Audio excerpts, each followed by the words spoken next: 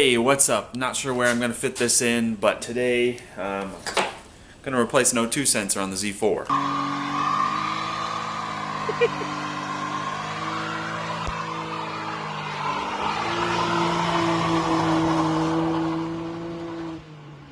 So, after the last video trying to chase down some of the rough idle issues or stuff causing rough idle, I got an O2 sensor error for an upstream Bank 1 O2, which may be causing the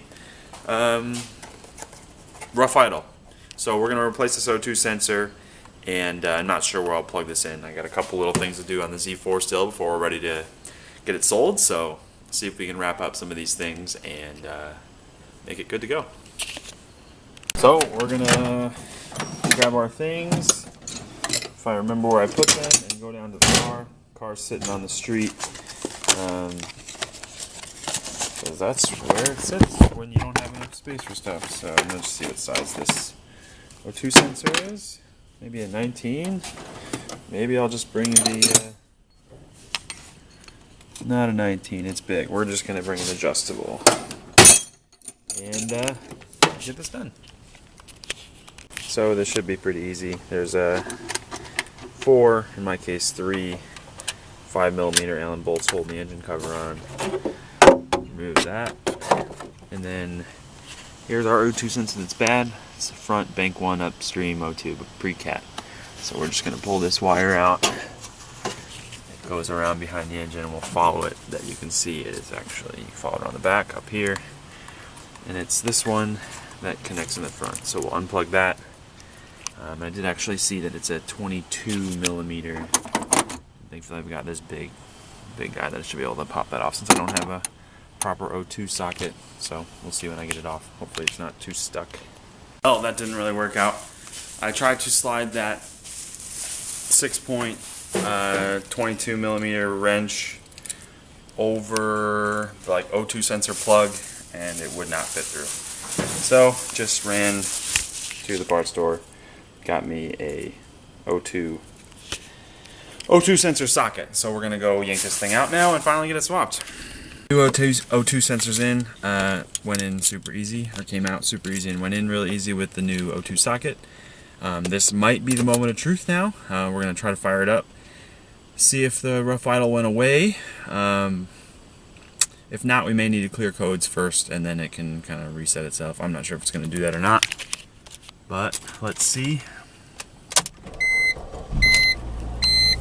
Usually it'd run idle fine. Well, see if it figures itself out, because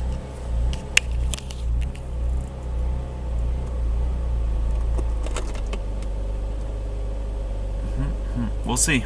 I'll check back in a few minutes. That idle hunting and surging is kind of what it's been doing, so we'll see if it figures itself out, see if I need to clear some codes in order to get this thing to work. We have been idling for, I don't know, 2 or 3 minutes. The engine is still cold. Let's see if I can capture it here. It's not, if you remember in the last video, it would violently hunt from, I don't know, 400 to 1,000 RPM and then kind of catch itself and it'd be fine.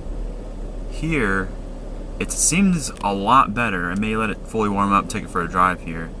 It seems a lot better, but it's still idling down to close to 500, and then it kind of catches itself and brings it back up. So it's better. I read the codes, didn't get anything new using my just OBD2 app, but I may have to pull Carly back out to clear the codes because this isn't fully clearing the codes for some reason. And Carly, the BMW app, not Carly inside. Anyway, we'll check back in after we do that. Hopefully we get somewhere. Maybe I'll take it for a drive and we'll see if it stutters at all from stoplights and stuff. Alright, just took the car on a 20-minute drive, got it fully up to temperature, and I cleared the codes before we went using the Carly BMW app on my tablet. And check engine light went away, drove it, shut it off after 15 minutes, and then drove it back home, and upon restarting, the check engine light came back on. I checked codes again, and it was a downstream, which this code was there before, but the upstream O2 that I just replaced sensor or light, check-in light, whatever, code was gone, but the downstream one was still there. So I'm assuming that's why my check engine light came back. However, I'm gonna fire it up and see.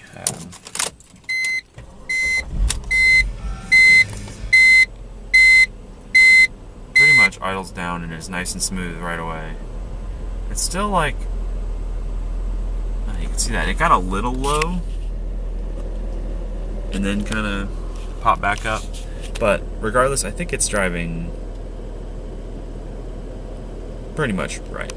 So I call that a success, and we'll move on, see if we can fix some of these. So I got that one, the surface engine light, just from what I said, the downstream O2, and then I got a brake light and this traction control light from a wheel speed sensor or something else that I'm going to try to still see if I can track down before it's sold. However, now that it's running and driving right, I think I'll post it for sale.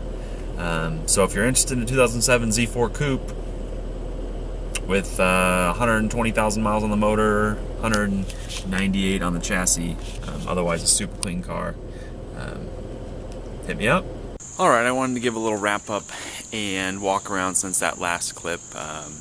We got the O2 sensor changed. That solved our rough idle issue, which is good. I still got a check engine light for that downstream O2 sensor that came back, but the car's running great.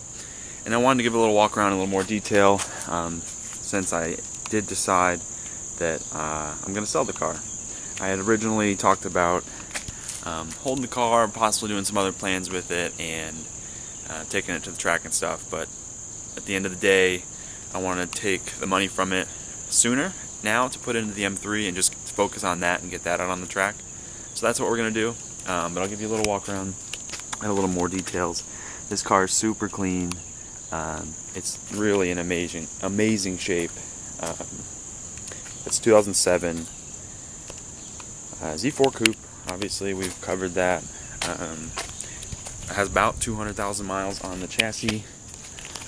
Biggest flaws with it, probably this headlight lens is a little fogged up, and so is that fog light side. But the paint's in excellent shape. A little too close here, but we'll go inside, check it out.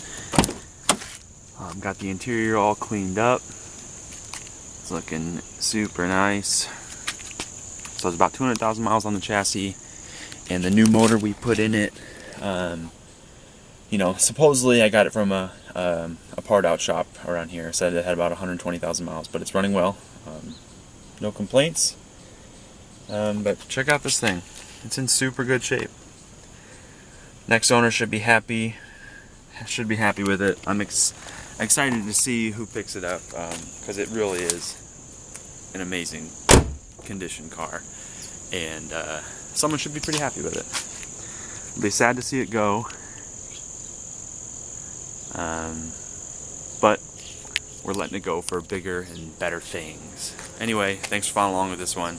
If you want to see what we're doing on these two cars in here, 135 and the M3 in there, keep following along for some more sweet BMW stuff. Anyway, keep it rad.